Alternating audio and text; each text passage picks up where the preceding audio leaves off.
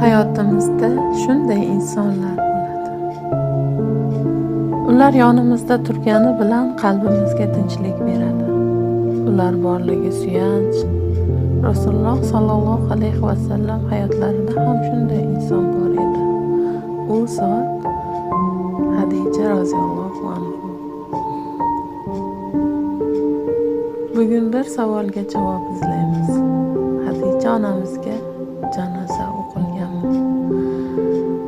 Hadija roziyallohu anhu payg'ambarimiz Muhammad sallallohu alayhi vasallamning birinchi ayollari, islomni birinchi bo'lib qabul qilgan ayol, eng og'ir damlarda suyanch bo'ladigan zot edilar.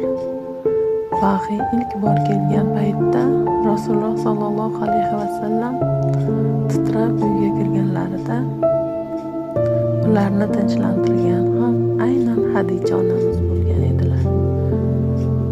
Yo'q, Alloh sizni aslo xor qilmaydi degan so'zlari tarixda qolgan.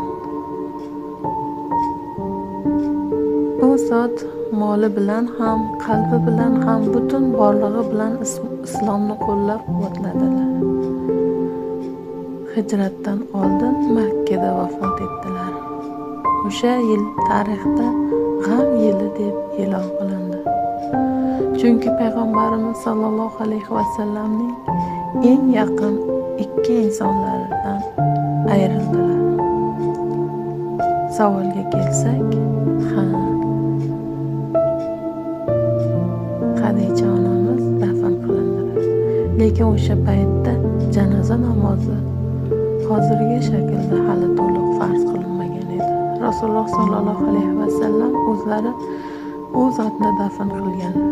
Bu oddiy voqea emas. Bu sadoqatning, muhabbatning, sabrning hikoyasi.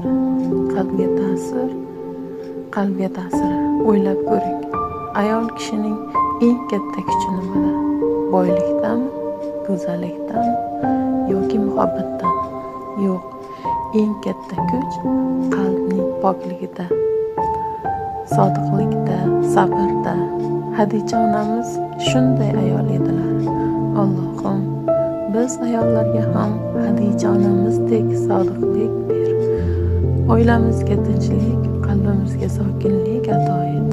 Sinovlarda sabrli, ne'matlarda shukrli qilgin Allohim.